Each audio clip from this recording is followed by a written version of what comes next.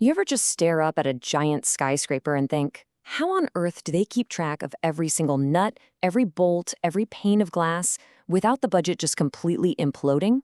Well, today, we're going to pull back the curtain on the construction industry's secret weapon, its most critical financial document, the Bill of Quantities.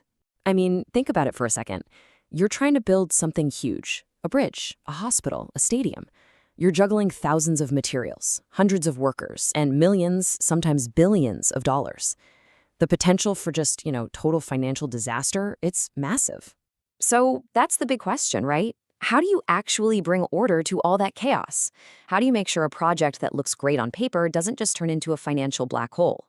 Well, the answer, it comes down to one single, incredibly detailed document. And that document is the Bill of Quantities, or as everyone in the biz calls it, the BOQ. This is the thing that takes all that potential chaos and turns it into a structured, predictable, and, manageable process. Think of it like this. You have the architect's blueprint for the building, and the BOQ is the financial blueprint that runs right alongside it. So what is a BOQ exactly? Well, the official definition is that it's a detailed document listing all the materials, labor, and equipment you need to finish a construction project. And when I say all, I mean everything, from the massive tons of structural steel right down to the very last doorknob. It's a full-on schedule of every single part and every single task. Okay, here's a simple way to think about it. Imagine you had to bake a cake, but for 1,000 people. You're not just going to guess how much flour you need, right? No way. You'd make a super detailed list. Well, the BOQ is pretty much that exact same list, just, for a skyscraper. It really is the ultimate shopping list for a construction project. And look, this thing isn't just thrown together. A highly skilled pro, a quantity surveyor, is the one who puts it all together. What they do is they take the architect's drawings, the engineer's specs, all that technical stuff, and they translate the whole shebang into a concrete list of exactly what you need and how much it's all going to cost. All right, so why go through all this trouble? What's the point? Well, it's because the BOQ gives a project three essential, let's call them superpowers: clarity, cost, and control. Let's dig into what those actually mean. And what's really powerful here is how these benefits all build on each other. See, it all starts with getting everyone on the same page: the client, the contractor, the architect, you name it.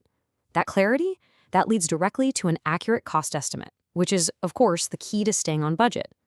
And because every single little task is itemized, it helps prevent those nasty, expensive disputes later on. But maybe most importantly, it lets the client compare bids from different contractors in a true apples-to-apples way, so you know you're getting a fair price. Okay, so what does one of these things actually look like? If we could just crack one open right now, what would we find inside? Let's take a peek at the key parts. You can kind of think of a BOQ like a book with different chapters, and each chapter tells a piece of the construction story. It kicks off with preliminaries. That's all the costs just to get the site ready to go. Then you've got general stuff, like scaffolding and safety gear. The real meat of it, though, is in the trades section. This is where you find every single detail about the masonry, the carpentry, the plumbing. After that, it gets into the complex mechanical and electrical systems, and it all wraps up with external works, literally everything outside the building itself, like paving and landscaping. All right, so we know what's in a BOQ, but how do they actually make one? Well, the process of creating it is just as methodical as the document itself. It's really a journey from the dirt on the ground to a super precise financial document. It all kicks off right there on the ground with a serious site inspection. You got to understand the reality of the location first. From there, the team does what's called a work breakdown, basically slicing and dicing the whole project into smaller, manageable chunks. Then comes the most intense part, the quantity surveying. This is where every single item is measured and counted. And only after all of that is done can they finally get to the pricing stage, where they put a dollar figure next to every nut, every bolt, and every hour of work. Now, this might all sound like the perfect system, right? But hold on. A BOQ is definitely not foolproof. If it's not done carefully, or if it's in the wrong hands, it can actually create just as many problems as it solves. There are some really critical dangers you have to watch out for. And this is the perfect way to put it. The BOQ is the financial blueprint, right? But just like a blueprint for the building itself, if there's a flaw in the plan, well, the whole thing can get seriously compromised.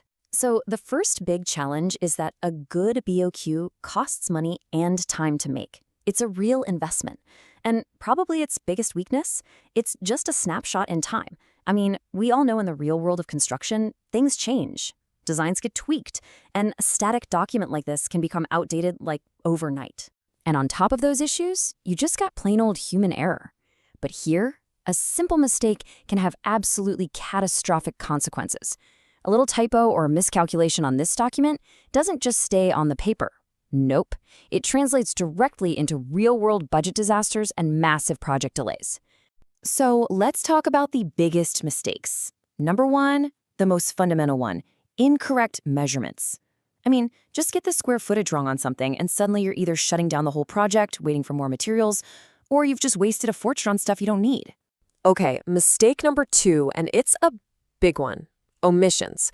This is just forgetting to include something. I know it sounds crazy, but imagine forgetting to price out the windows for a 50-story skyscraper. It sounds impossible, but trust me, that kind of budget-destroying mistake, it happens.